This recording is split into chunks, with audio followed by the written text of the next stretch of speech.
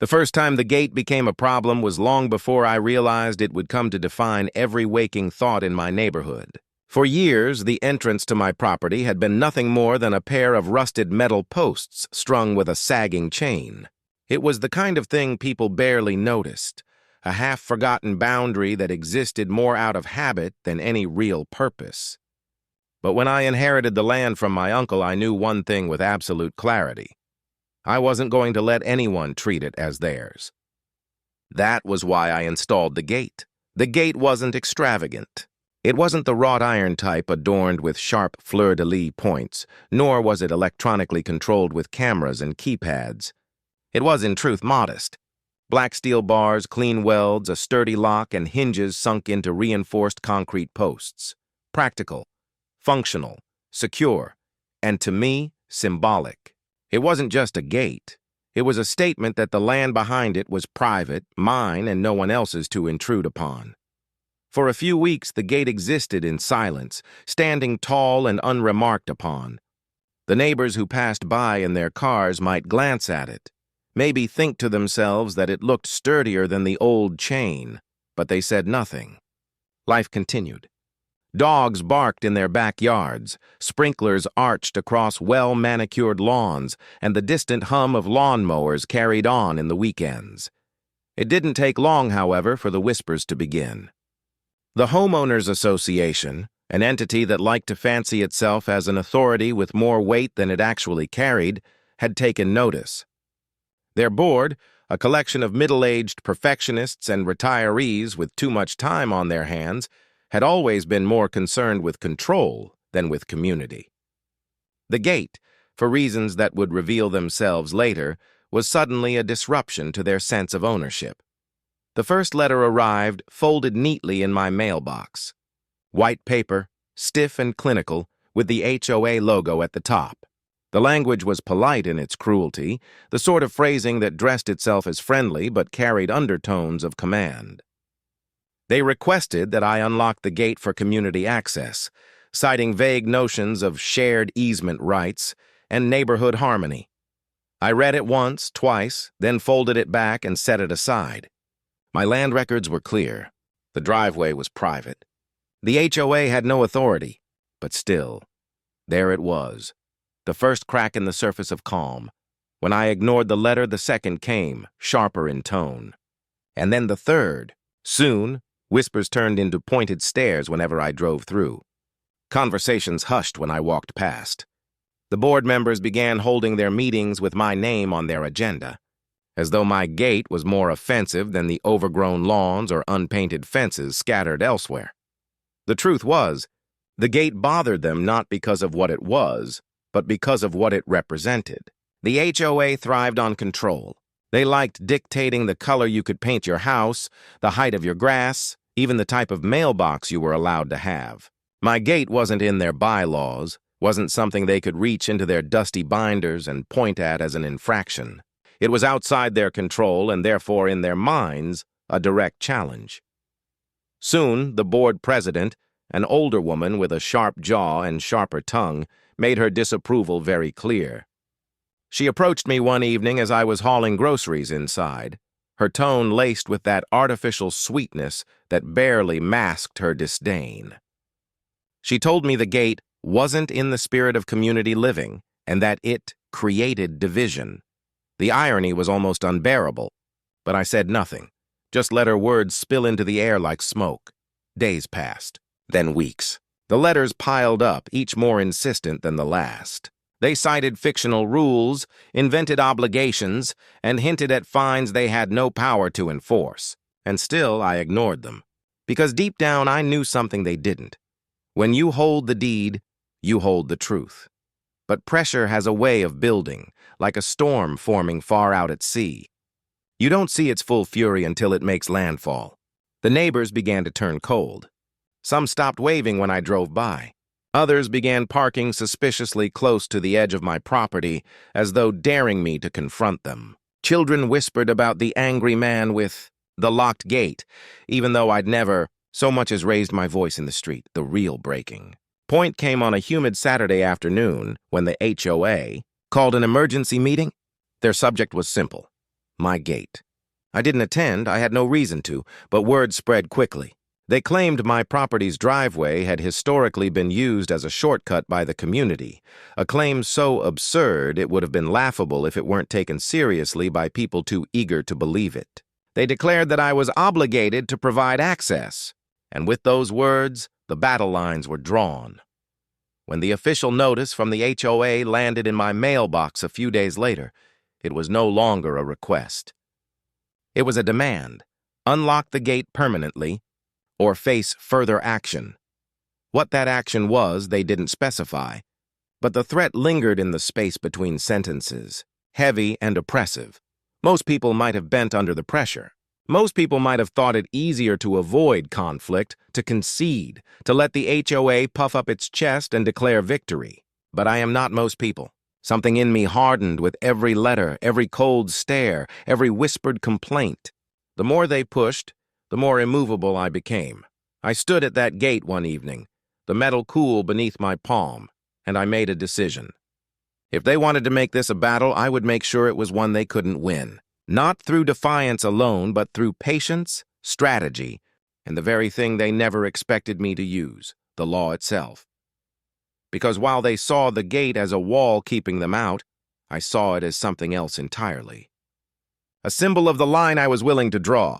And as the sun sank behind the horizon that night, painting the sky in streaks of orange and purple, I realized that the gate was only the beginning. The HOA thought they had power. They thought they could order, demand, and intimidate until I surrendered. What they didn't know, what they couldn't possibly foresee, was that I was already planning something that would make their letters and threats meaningless. Something that would shift the balance of control forever, and it all began with a simple discovery. A detail buried in the county records, overlooked for years, that tied every one of their houses to a single, narrow strip of land. A strip that, as fate would have it, was up for sale. That strip of land was the road. The road had always been there, winding its way like a vein through the heart of the neighborhood. Cracked in places, patched in others, lined with mailboxes and trimmed lawns. To the neighbors, it was just the road they drove every morning and evening, a convenience so ordinary they rarely thought about it. But to me, after that evening of combing through dusty county records, the road became something else. An opportunity. It started with a question, almost a whisper in my mind. Who actually owns this road? In most neighborhoods governed by an HOA, the roads are maintained by the association itself or handed over to the city. But in this community, things were different. My uncle, meticulous in his record-keeping, had filed boxes of old documents in the attic of the farmhouse I inherited. Buried among faded maps and tax receipts was a detail that most people had long forgotten. The HOA didn't own the road. In fact, the road was classified as private access under county jurisdiction. It was still recorded as belonging to a developer who had vanished years ago after bankruptcy consumed his company. That developer's holdings, scattered across the county, had been parceled out over time, auctioned, transferred, left to rot. Yet somehow this little strip of asphalt had slipped through the cracks, sitting there like an unclaimed coin in a gutter. And now, years later, it was quietly listed on a county surplus sale. The price? Not extravagant. Not cheap, but not impossible either. For the cost of a modest renovation or a new car, the road could be mine. The realization washed over me like a tide. Every demand, every letter, every attempt by the HOA to force me to unlock my gate, they all relied on the unspoken assumption that they controlled the space beyond their property lines. But if the road became mine, then that assumption would shatter into dust. The irony was almost poetic. They wanted my gate unlocked so they could pass freely. But if I owned the road, I could lock more than just my gate. I could lock the very ground their tires touched every day. I didn't act immediately. Impulse wasn't my way. Instead, I began a slow, careful process. I studied the records, double-checking the status of ownership. I spoke discreetly with a contact at the county office, framing my curiosity as academic, as though I were merely tracing local history. I asked questions about easements, about rights of way, about maintenance obligations. And with every answer I received, my plan sharpened. Yes, the road was technically private. Yes, it could be purchased.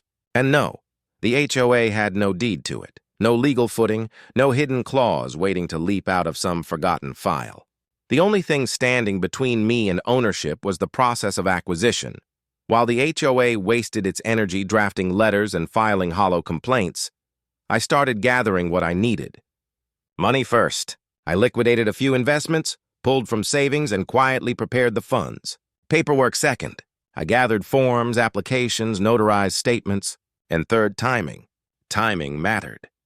I didn't want the HOA to catch wind of my intentions until it was far too late for them to interfere. Meanwhile, their pressure escalated. They sent inspectors, men and women with clipboards who marched up and down the street, peering at my property from the edge of the asphalt as though looking for some hidden violation. They took photographs of my gate, of my fence line, of the weeds that sometimes dared to poke through the gravel at the base of my driveway. They wanted to paint me as negligent, as hostile, as an enemy of their carefully polished vision of suburban order. One afternoon, I watched from my porch as two board members stood just beyond the gate, gesturing wildly as they debated whether the lock itself was unsightly. They wrote me up for it, of course, issuing a formal violation notice for the crime of having a lock visible from the road. I laughed when I read it, the sound echoing through the empty house, because by then I already knew the truth. Their words were paper, mine would be asphalt. The purchase took weeks to finalize.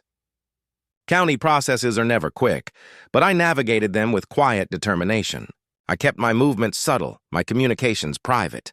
I didn't boast, didn't hint, didn't even so much as smirk when the HOA president cornered me at the grocery store to complain once again about community obligations. At night, though I allowed myself to imagine, I pictured the board meeting when they would realize what I had done. I pictured their faces when they learned that the road they drove every day was no longer theirs to assume, but mine to control. I pictured the silence that would follow, heavy and stunned, as the balance of power shifted in an instant. When the deed finally arrived, thick paper stamped with the county seal, I held it in my hands like a weapon. The road was mine. Every crack, every faded white line, every mailbox teetering at its edge. Mine. The next morning, I drove slowly down the length of it, from the entrance near the main highway to the quiet cul-de-sac at the end. I passed every house, every manicured lawn, every porch swing and children's bicycle left carelessly on the grass. The neighbors waved absent-mindedly, not knowing what had changed, not realizing that beneath their very tires was no longer public ground but my private property. The power of that knowledge was intoxicating, but it was not enough to simply own.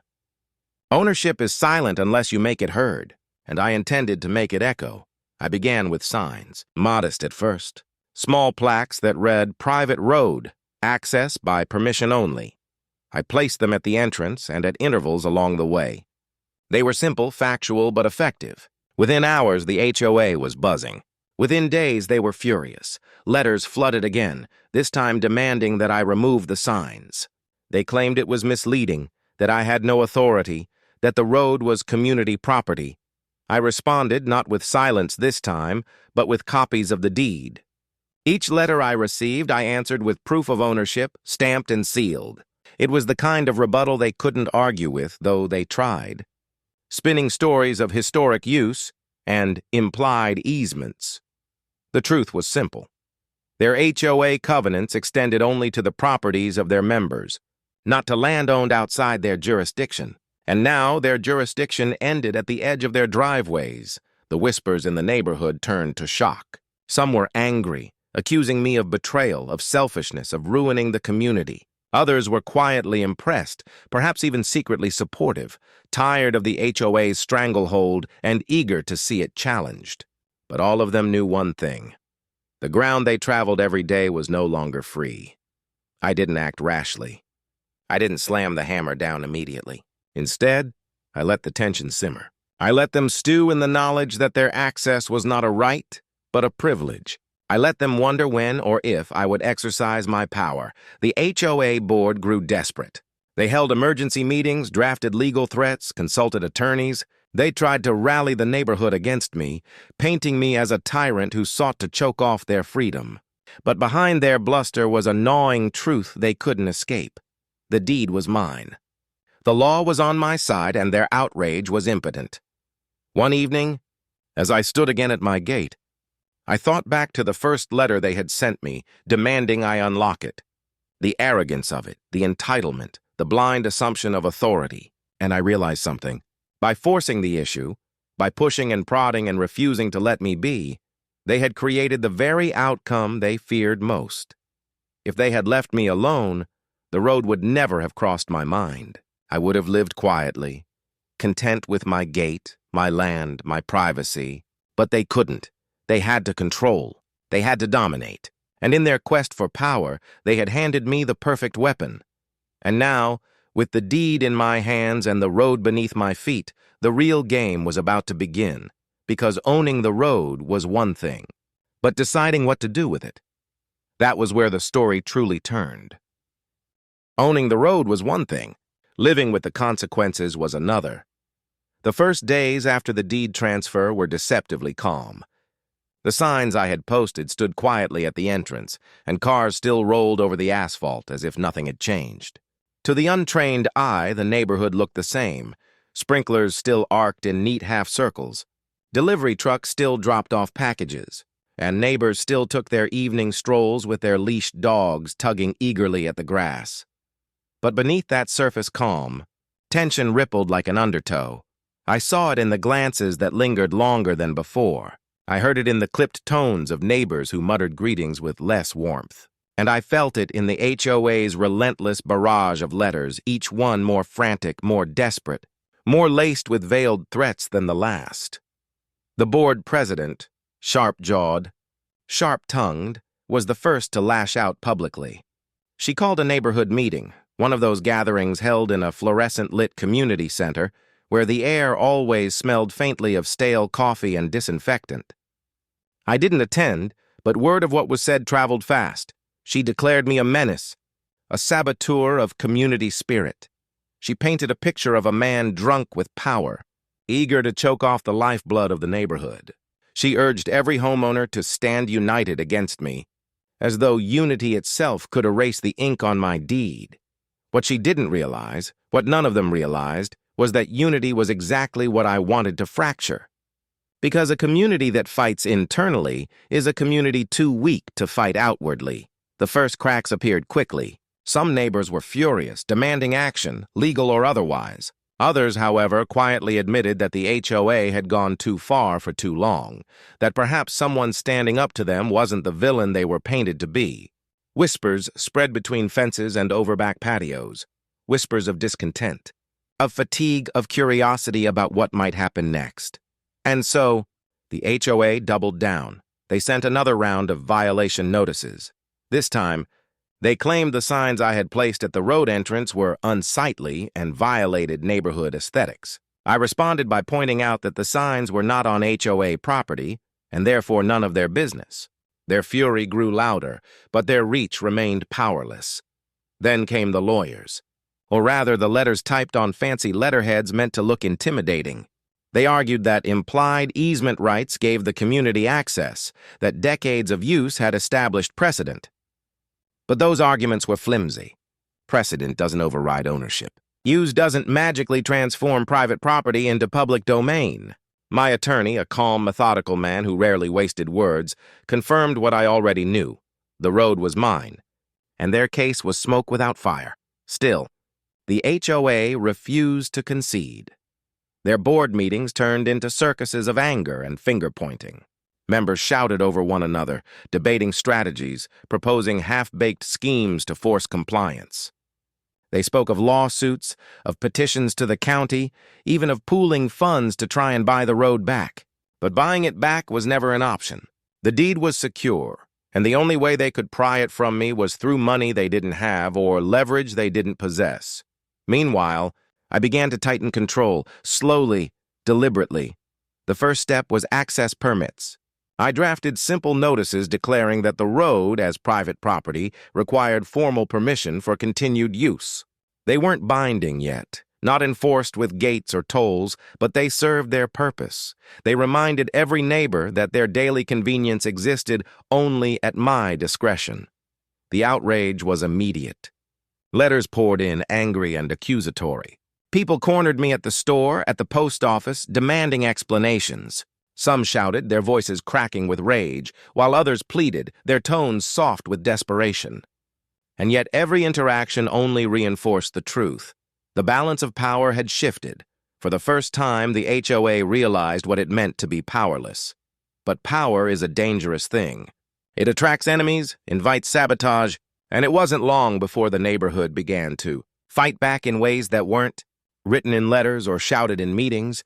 The first sign came one night when I discovered tire tracks gouged deep into the grassy edge of my property. Someone had deliberately swerved off the road, tearing through the soil before veering back onto the asphalt.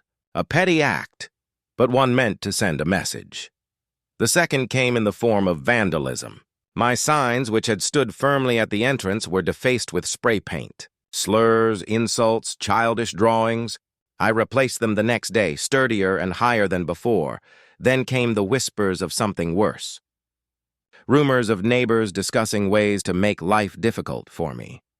Plans to harass, to pressure, to intimidate until I buckled.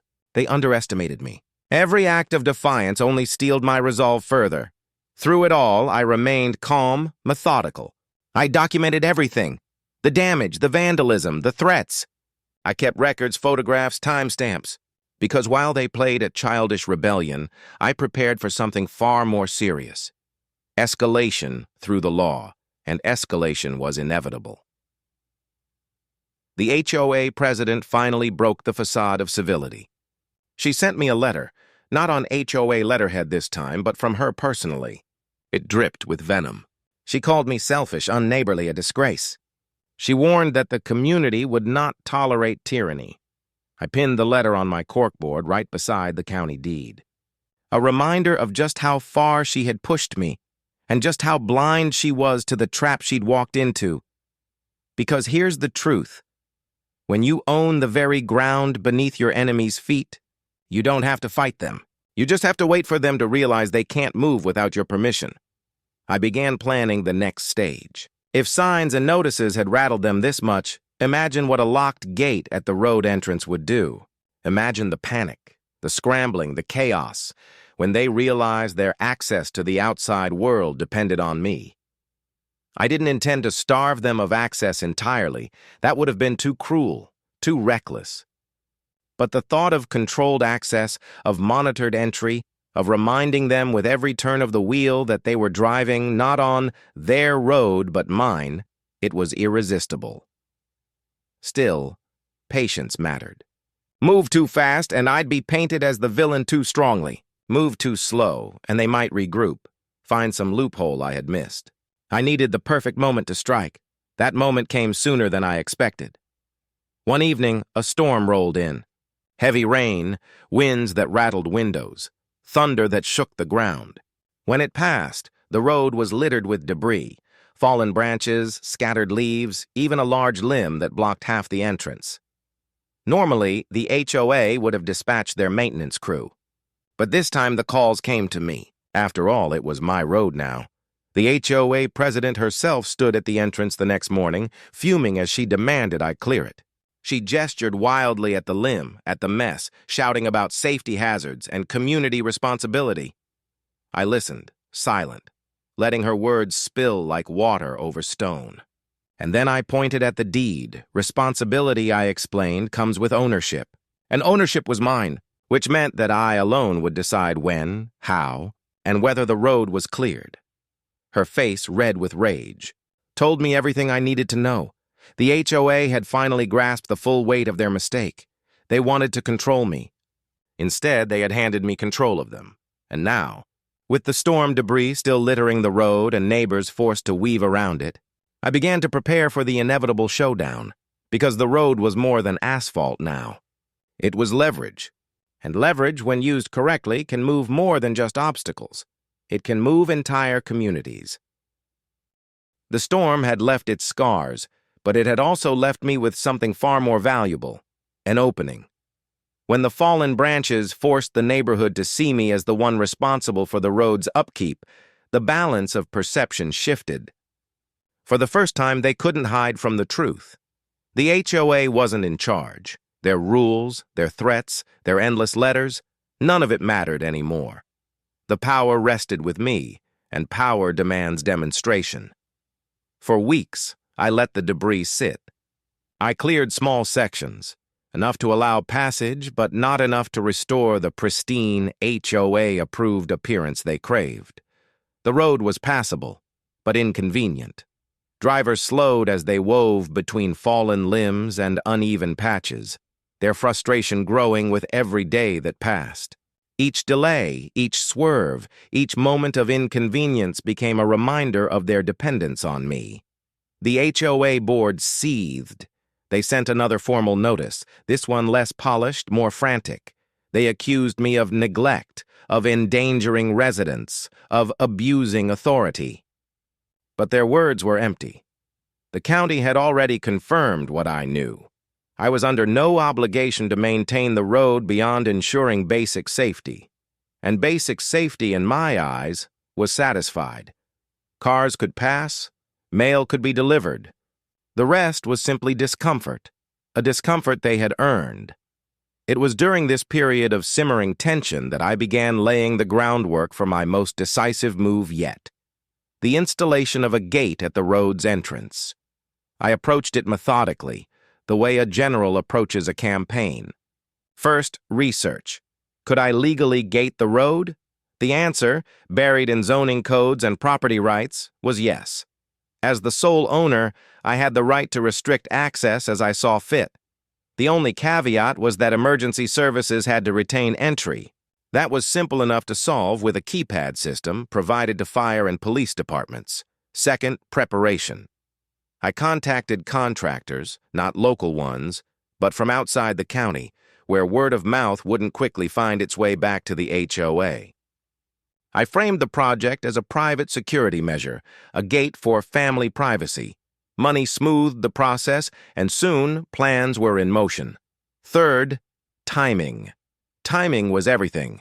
I chose a week when the HOA board was most distracted, their annual meeting, an event that consumed their focus with elections, budgets, and endless bickering about flower beds and paint colors. While they squabbled under fluorescent lights, trucks rolled in at dawn to pour concrete and set posts. By the time the neighborhood board meeting adjourned that evening, the skeleton of the new gate already stood at the road's entrance. The uproar was instantaneous. Neighbors poured out of their houses, standing at the edges of their driveways, gaping in disbelief. Some shouted, their voices carried by the wind, others simply stared, the reality sinking in that their world had just changed forever. The gate was no simple structure. It was tall, wrought iron, reinforced with steel, heavy enough to stop a truck, elegant enough to carry an air of permanence. At its center, a keypad and intercom gleamed, waiting for codes that only I controlled. That evening, the HOA president stormed to my property, her fury radiating in every gesture, every sharp step. She rattled off accusations that I was violating rights of way, that I was imprisoning the community, that I was dismantling decades of shared living. I let her rant, silent and unflinching, until her voice broke into hoarse whispers. Then I showed her the deed again, the county permits, the emergency service access agreements. It silenced her in a way no argument ever had. For the next week, the neighborhood descended into chaos. Cars backed up at the new gate each morning as residents punched codes I hadn't provided. Delivery trucks honked impatiently. Visitors waited awkwardly, calling neighbors to be let in. I controlled every point of entry, and in doing so, I controlled the rhythm of their lives. The HOA board scrambled. They called emergency meetings. They drafted furious letters. They consulted lawyers who, after reviewing the paperwork, reluctantly admitted that my actions were legal. They couldn't stop me. They could only endure me. And endurance, I knew, had limits. Soon, cracks within the neighborhood widened into chasms. Some residents directed their anger at me, furious at the inconvenience, calling me selfish and tyrannical. Others, however, turned their fury inward, toward the HOA itself. Why, they asked, had the board provoked me in the first place? Why hadn't they left me alone when it was clear the gate on my property harmed no one? Why had they pushed so hard, so recklessly, until I retaliated with ownership of the road itself? Arguments flared at HOA meetings. Voices rose, fingers pointed. Long, simmering frustrations with the board's micromanagement boiled over. Some accused the president of dragging them into a war they couldn't win. Others began openly questioning whether the HOA should even exist. The board, once united in its pursuit of control, now fractured under the weight of blame. The president doubled down, insisting that I was the true enemy, that the community had to remain steadfast. But her words rang hollow, and each day that passed under the shadow of my new gate chipped away at her authority. Meanwhile, I tightened control further. I issued access codes, but not freely. Each household received one, tied to their address, monitored, and logged. Deliveries required prior approval. Guests needed temporary codes, provided only upon request. Every movement in and out of the neighborhood passed through my system, visible to me. The outrage was volcanic, but legally, there was nothing they could do. To some, it became unbearable. A handful of families quietly listed their homes for sale, hoping to escape the conflict entirely. Their departures only added fuel to the fire. Property values dipped, buyers asked questions, and whispers spread that the neighborhood was troubled. And through it all, I remained calm, methodical, patient, because for me it wasn't about spite anymore. It was about principle. The HOA had tried to force me to unlock my gate, to bend to their imagined authority. Instead, I had turned the tables so completely that now every door in the neighborhood depended on mine. One evening, as I stood by, the new gate watching cars line up to exit, I thought back to the very first letter they had sent me. Their demand had seemed so simple, so harmless. Unlock the gate. Had they known then where it would lead? Had they realized that in pushing me, they were pushing themselves off a cliff? I doubted it. The road was mine. The gate was mine. And with each passing day, the neighborhood's dependence grew heavier, like a chain they couldn't shake. But even as I reveled in my victory, I knew the battle wasn't over. The HOA was wounded, desperate, cornered. And cornered enemies are dangerous. I could feel it in the air, like the pressure before a storm. They wouldn't give up quietly. They would try something reckless, something desperate, something that would test just how far I was willing to go. And I already knew the answer. I was willing to go as far as it took. The new gate stood like a sentinel at the entrance of the neighborhood, tall and immovable, a constant reminder of who truly held control. It cast a long shadow, both literal and figurative, across every homeowner who drove beneath its iron bars. But shadows breed desperation, and desperation, I soon learned, drives people to reckless extremes. The HOA board, once so confident in their authority, began to unravel. The president, sharp-tongued and unyielding, tried to rally her supporters. She delivered impassioned speeches at board meetings, painting me as the villain who had hijacked the community. But no amount of theatrics could change the deed in my filing cabinet or the access logs on my computer screen. Each car that passed through the gate reminded them that the battle wasn't one of words, it was one of control. And control was mine. Still, they refused to surrender. Their first counterattack came in the form of lawsuits. Stacks of paperwork, delivered to my door by a process server who looked almost apologetic as he handed them over. The HOA claimed I was violating historic easement rights, that decades of communal use gave them permanent access. They demanded the court force me to remove the gate, to return the road to community ownership. But lawsuits are not won with outrage alone. My attorney dismantled their arguments piece by piece. The road had been privately held from its inception, never deeded to the HOA, never transferred into public trust. Historic use meant nothing without a legal right, and they had none. The case dragged through hearings, motions, and filings, but each step only reinforced the truth. The road was mine. The HOA lost the first round, and the second. Each defeat drained their coffers, their legal fund bleeding dry. Members began questioning why their dues were being poured into a war they couldn't win. Grumbling spread through the neighborhood, not just against me, but against their own leaders. The president, desperate to save face, turned to public opinion. She began a smear campaign, painting me as a tyrant in local newsletters, on social media, even in whispers to local reporters. She claimed I was holding the community hostage, that children were unsafe, that emergency vehicles would be blocked. She spun tales of chaos and cruelty, hoping to stir outrage beyond the neighborhood's borders. But smear campaigns crumble when faced with facts. Emergency vehicles had unrestricted access. Deliveries, though inconvenienced, were not denied. No one was trapped, no one was harmed. The narrative she tried to build collapsed under scrutiny.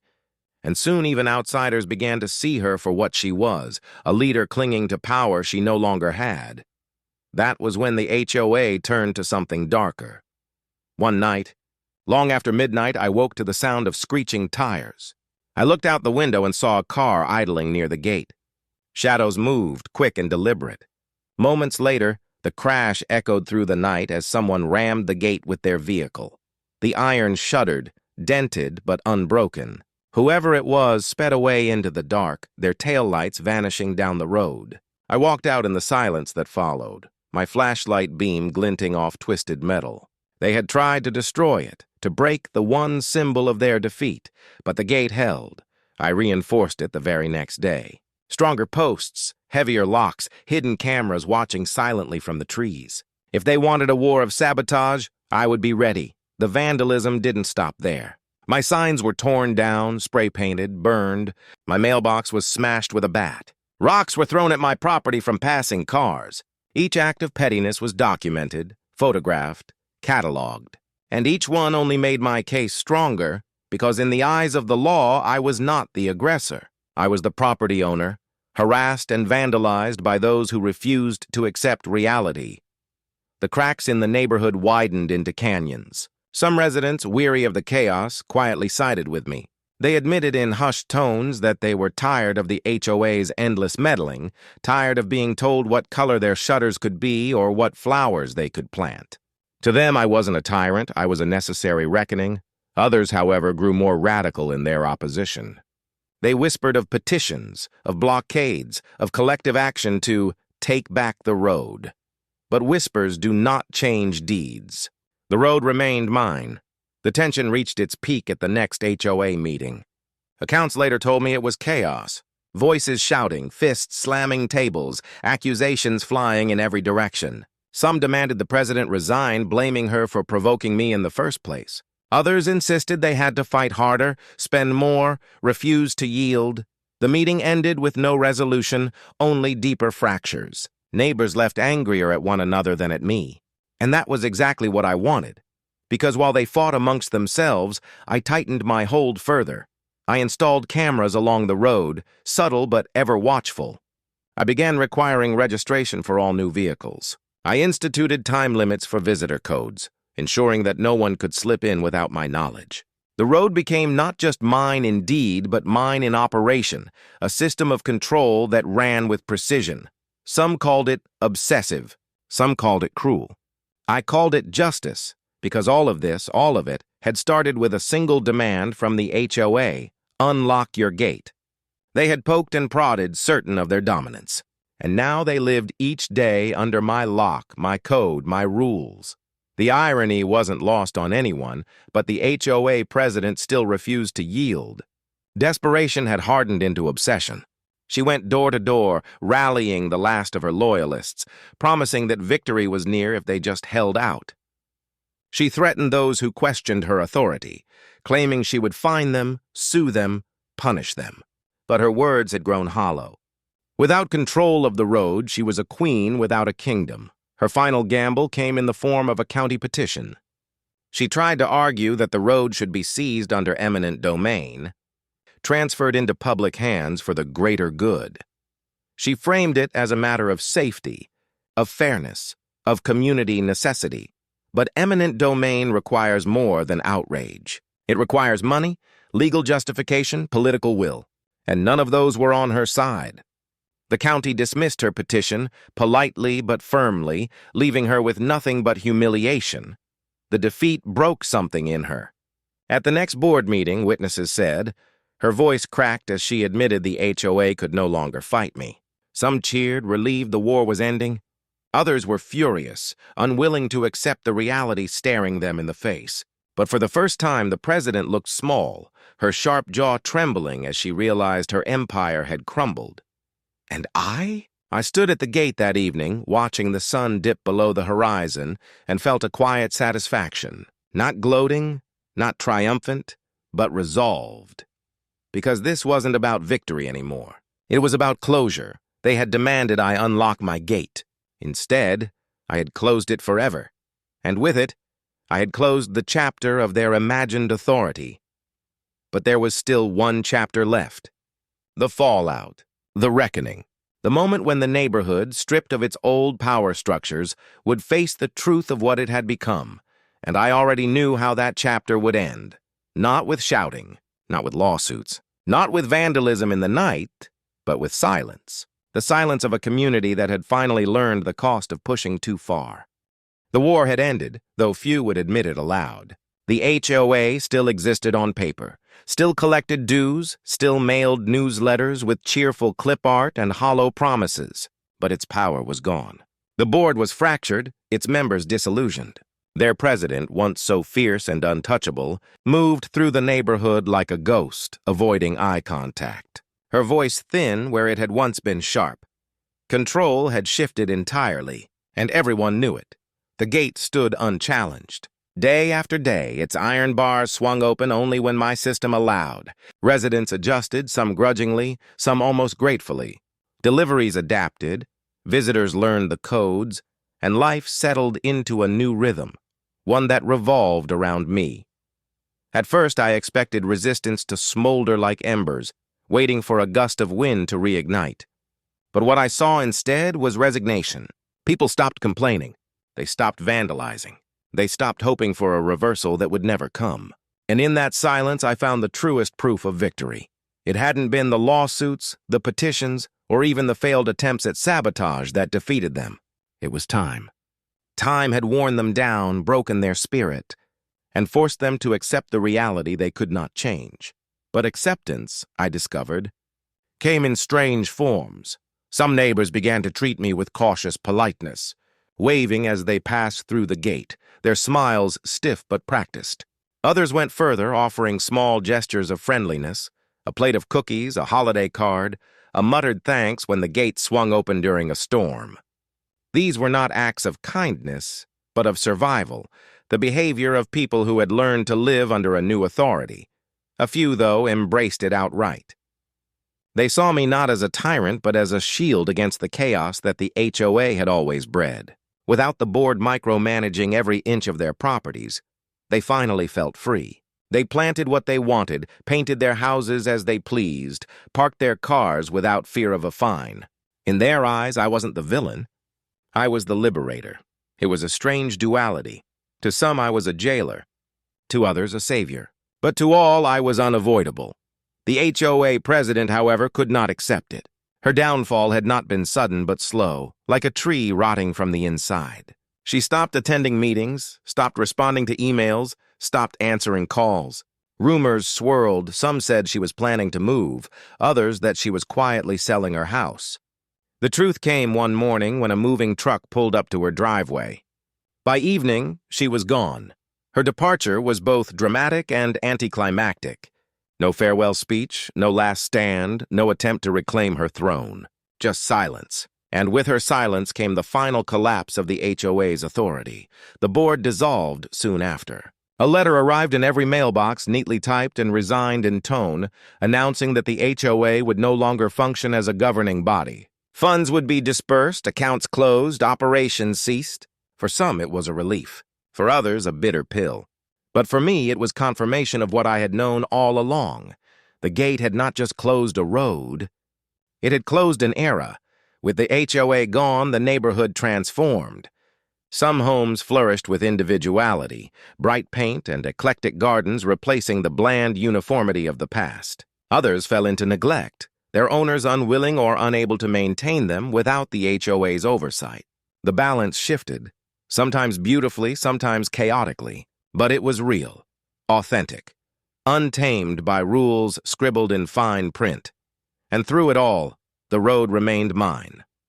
I could have eased the restrictions. I could have lowered the gate, dismantled the system, let traffic flow freely again. But I didn't.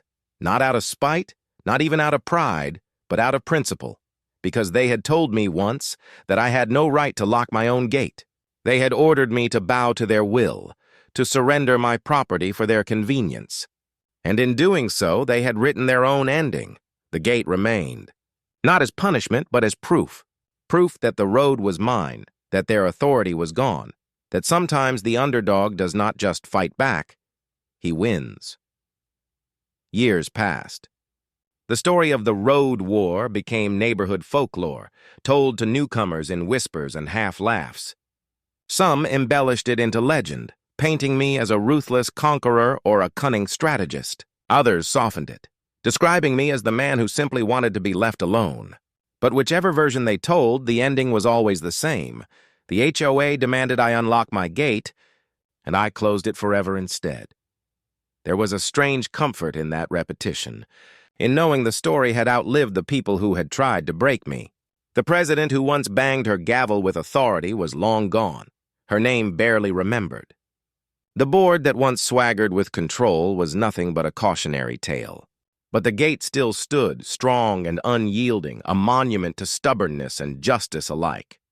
I often walked the road in the evenings when the light was soft and the air was cool. I would watch the neighbors pass, some nodding politely, some pretending not to see me. Children rode bikes past the gate without a thought, their laughter untainted by the battles their parents once waged. And in those quiet moments, I felt a peace I hadn't known in years.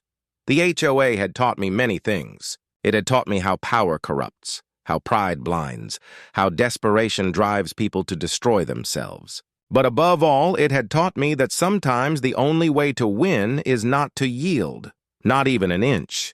They had ordered me to unlock my gate. Instead, I had closed it forever, and in doing so, I had closed the chapter of their control, leaving only silence in its place. The silence of freedom, the silence of victory, the silence after the storm. And that wraps up today's story. If you enjoyed it, don't forget to hit that like button. It really helps the channel grow. Make sure you're subscribed so you don't miss the next wild tale of HOA drama, property battles, and unbelievable neighborhood showdowns. And hey, if you know someone who would love this story, share it with them. It might just make their day. Thanks for watching, and I'll see you in the next one.